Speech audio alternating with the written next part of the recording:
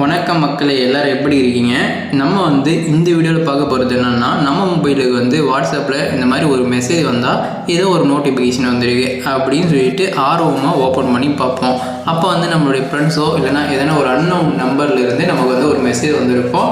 அந்த மெசேஜை பார்த்த உடனே ஷாக் ஆகிடுவோம். வாட்ஸ்அப்பில் மெசேஜ் வர்றதுக்கோ நம்ம ஷாக் ஆகிறதுக்கோ அப்படி என்ன இருக்குது அப்படின்னு கேட்டிங்கன்னா இருக்குது. ஏன்னா நமக்கு இங்கிலீஷ் படிக்க தெரியாது. அவங்க சென்ட் பண்ணியிருக்கிற மெசேஜில் அவங்க என்ன சொல்லியிருக்காங்க அப்படின்றதும் நமக்கு புரியாது. இந்த மாதிரி ப்ராப்ளம் பார்த்திங்கன்னா கொஞ்சம் பேருக்கு கிடையாது, வாட்ஸ்அப் யூஸ் பண்ணுற நிறைய பேருக்கு இருக்குது. நான் குறிப்பிட்ட யாருன்னு சொல்லலை. உங்களுக்கு இங்கிலீஷ் படிக்க தெரியலையா, ஒருவேளை உங்களுக்கு உங்களுடைய ஃப்ரெண்ட்ஸ் இங்கிலீஷில் மெசேஜ் பண்ணுறாங்களா, அவங்களுக்கு உங்களால் இங்கிலீஷில் மறுபடியும் அவங்களுக்கு ரீப்ளே பண்ண முடியலையா, இந்த ப்ராப்ளம் உங்களுக்கு ரீச்னா யார் சென்ட் பண்ணுற மெசேஜோ உங்களால் ஈஸியாக உங்களுடைய லாங்குவேஜ், அதாவது தமிழ் லாங்குவேஜ்லேயே படிச்சிக்க முடியும். அது மட்டும் இல்லாமல் உங்கள் ஃப்ரெண்ட்ஸ் மெசேஜ் பண்ணால் அவங்களுக்கும் உங்களால் இங்கிலீஷ்லேயும் மெசேஜ் பண்ணிக்க முடியும். அப்படி ஒரு செமையான ஒரு ட்ரிக்கை பற்றி தான் பார்க்க போகிறோம். வாட்ஸ்அப் யூஸ் பண்ணுற எல்லாருக்குமே இது ஒரு செமையான ஒரு யூஸ்ஃபுல்லான ட்ரிக் தான். ஸோ வீடியோவை கடைசி வரைக்கும் பாருங்கள். ஸோ உங்களால் வேறு லெவலில் இங்கிலீஷில் மெசேஜ் பண்ணிக்க முடியும். நம்ம வீடியோக்குள்ள போகிறதுக்கு முன்னாடி இந்த வீடியோவை லைக் பண்ணாமல் இருந்தால் லைக் பண்ணிக்கோங்க. நம்ம சேனலை சப்ஸ்கிரைப் பண்ணலைன்னா சப்ஸ்கிரைப் பண்ணிவிட்டு அப்படியே பெல் பட்டனை ஆளில் போட்டுக்கோங்க. கீழே இருக்கக்கூடிய ஷேர் பண்ண கிளிக் பண்ணி உங்களுடைய வாட்ஸ்அப் ஃப்ரெண்ட்ஸுக்கு முக்கியமாக இந்த வீடியோ ஷேர் பண்ணி விடுங்க. மேக்ஸிமம் பார்த்தீங்கன்னா வாட்ஸ்அப் யூஸ் பண்ணுறவங்களுக்கு தான் ஏதாவது ஒரு லவரோ இல்லைனா ஃப்ரெண்டோ மெசேஜ் பண்ணும்போது அவங்க இங்கிலீஷில் பண்ணி விட்டுருப்பாங்க. நமக்கு என்ன மெசேஜ் பண்ண தெரியாமல் முடிச்சுன்னு இருப்போம். ஸோ இந்த மாதிரி பண்ணுறதுக்கு பார்த்தீங்கன்னா ஒரு ஆப் இன்ஸ்டால் பண்ணணும். அந்த ஆப்போட லிங்க் இந்த வீடியோக்குள்ள இன்ஸ்டால் அப்படின்னு இருக்கும். அதை யூஸ் பண்ணி டவுன் பண்ணிக்கோங்க. இல்லைனா டிஸ்கிரிப்ஷனில் அந்த லிங்க் கொடுத்துருக்கேன். அந்த ஆப்பை ஓப்பன் பண்ணிக்க பின்னாடி கீழே ஸ்டார்ட் அப்படின்னு இருக்கும். அதை கிளிக் பண்ணுங்கள். கிளிக் பண்ண உடனே இந்த மாதிரி ஒரு பர்மிஷன் உங்களுடைய மொபைலில் எனேபிள் பண்ணுங்கள் அப்படின்னு சொல்லிட்டு ஒரு நோட்டிஃபிகேஷன் வரும். அதை பார்த்து கரெக்டாக அந்த ஆப்போட நோட்டிஃபிகேஷனை எனேபிள் பண்ணிக்கோங்க. எனேபிள் பண்ணிவிட்டு மறுபடியும் வெளியே வந்தீங்கன்னா ஃபைனலாக அந்த ஆப் ஓப்பன் ஆகிடும். இதில் டாப்பில் டர்ன் ஆன் அக்செபிலிட்டி அப்படின்னு சொல்லிட்டு ஒன்று கொடுத்துருப்பாங்க. அதை கிளிக் பண்ணி மறுபடியும் இன்னொரு பர்மிஷனை உங்களுடைய மொபைலில் எனேபிள் பண்ணிக்கோங்க. இந்த மாதிரி பர்மிஷன் எனேபிள் பண்ணுறதுனால இந்த ஆப்பில் இருந்து ஒரு ப்ராப்ளம் உங்களுக்கு வராது. ஸோ நம்ம ட்ரை பண்ணலாம்.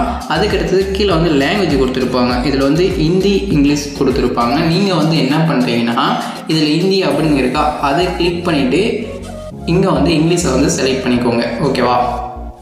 ஸோ இதே மாதிரி பார்த்தீங்கன்னா பக்கத்தில் இங்கிலீஷ் இருக்கும். அதை கிளிக் பண்ணிவிட்டு கரெக்டாக தமிழ் எந்த இடத்துல இருக்கோ உங்களுக்கு தமிழ் லாங்குவேஜ் தெரியணும். இதுக்காக தமிழ் படிக்க தெரியாமல் போயிட்டால் நம்மளால் ஒன்றும் பண்ண முடியாது. உங்களுக்கு தமிழ் படிக்க தெரிஞ்சால் நம்மளால் எல்லாத்தையும் பண்ணிக்க முடியும். ஓகேவா? தமிழ் படிக்க தெரியணும், தமிழில் டைப் பண்ண தெரியணும். செகண்டாக நீங்கள் தமிழ் மாற்றிட்டு இந்த ஆப்பை விட்டு வெளியே வந்துக்கோங்க. வெளியே வந்துட்டு நீங்கள் என்ன பண்ணீங்கன்னா உங்களுடைய வாட்ஸ்அப் ஓப்பன் பண்ணிக்கோங்க. ஓப்பன் பண்ணிவிட்டு உங்களுக்கு யார் இங்கிலீஷில் மெசேஜ் பண்ணியிருக்காங்களோ அது உங்களுக்கு புரியலன்னு நினைக்கிறீங்களோ அதுக்கு பக்கத்தில் பார்த்தீங்கன்னா இந்த மாதிரி ஒரு புதுசாக ஒரு ஐக்கன் வந்திருக்கும். அந்த ஐக்கனை கிளிக் பண்ணிங்களன்னா இந்த மாதிரி டீ மாதிரி ஒரு ஐக்கன் உங்களுக்கு மறுபடியும் ஒன்று கிடைக்கும்.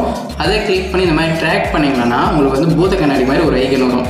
அந்த பூத கண்ணாடி போயிட்டு நீங்கள் என்ன பண்ணுறீங்கன்னா அந்த இங்கிலீஷ் மெசேஜ் மேலே இந்த மாதிரி வச்சிங்கன்னா அந்த இங்கிலீஷ் மெசேஜ் அப்படியே தமிழில் மாறிடும். அதாவது அப்படியே தமிழை டிரான்ஸ்லேட் பண்ணி உங்களுக்கு தமிழில் கொடுக்கும். உங்களுக்கு தமிழ் படிக்க தெரிஞ்சுன்னா இந்த இங்கிலீஷ் மெசேஜுக்குள்ளே அப்படி என்ன இருக்குது அப்படின்றத உங்களால் தமிழே படித்து ஈஸியாக தெரிஞ்சிக்க முடியும். நெக்ஸ்ட்டு நம்மளுடைய ஃப்ரெண்ட்ஸோ லவர்ஸோ விட்டுருங்க. ஏன்னா அவங்ககிட்ட கூட தமிழில் பேசி ஏதோ ஒன்று சமாளிச்சிக்கலாம். ஆனால் நமக்கு ஏதோ ஒரு கம்பெனிலேருந்து இல்லைனா ஏதோ ஒரு டெலிவரி பண்ணுறதுலேருந்து ஏதோ ஒரு மெசேஜ் வருதுன்னா அதுக்கு நம்ம ரீப்ளே பண்ணி ஆகணும். இல்லைனா ரீப்ளே பண்ணலன்னா நமக்கு டெலிவரி பண்ணுற பொருள் நமக்கு கிடைக்காம போய்டும். இந்த மாதிரி மெசேஜ் வந்துச்சுன்னா அதுக்கும் அதே மாதிரி தான் ட்ராக் பண்ணி இந்த மாதிரி இழுத்து விடுங்க. ஸோ அவங்க என்ன சொல்லியிருக்காங்கன்னா வெல்கம் டு த இந்த மாதிரி ஒரு கம்பெனி கொடுத்துருக்காங்க. ஸோ உங்களுக்கான டெலிவரி அட்ரஸ் என்ன, எந்த இடத்துல பே பண்ணணும் அப்படின்ற எல்லாமே கேட்டிருக்காங்க.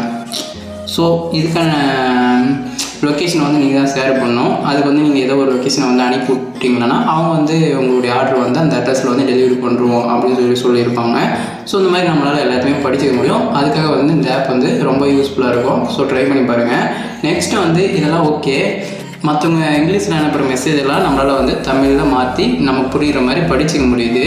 ஆனால் அவங்க அனுப்பக்கூடிய இங்கிலீஷ் மெசேஜுக்கு நம்ம மறுபடியும் நம்ம இங்கிலீஷ்லேயே அவங்களுக்கு எப்படி மெசேஜ் பண்ணிக்கிறது. ஆனால் நமக்கு இங்கிலீஷ் மெசேஜ் பண்ணுறதுக்கு தெரியாது. இருந்தாலும் நமக்கு தமிழில் மெசேஜ் பண்ணாலே போதும். அவங்களுக்கு இங்கிலீஷில் மெசேஜ் போகும். அதுக்கான ஒரு செமையான ட்ரிக்கும் இந்த ஆப்பில் இருக்குது. இதுக்காக நீங்கள் யூஸ் பண்ணுற ஒரு ஆப்னு பார்த்தீங்கன்னா தமிழ் கீபோர்ட். நீங்கள் இதுக்குன்னா ஒரு ஸ்பெஷலாக ஒரு கீபோர்டு ஆப் யூஸ் பண்ணாலே சரி. அப்படி இல்லைன்னா நீங்கள் யூஸ் பண்ணுற ஜீபோர்டில் கூட உங்களால் தமிழ் டைப் பண்ணிக்க முடியும். நீங்கள் என்ன பண்ணுறீங்கன்னா இவங்க இந்த மாதிரி ஒரு இங்கிலீஷில் ஒரு மெசேஜ் பண்ணியிருக்காங்க இல்லைனா வந்திருக்குன்னா அது வந்து இந்த ஆப்பை யூஸ் பண்ணி உங்களால் வந்து தமிழில் படிச்சுக்க முடியும்.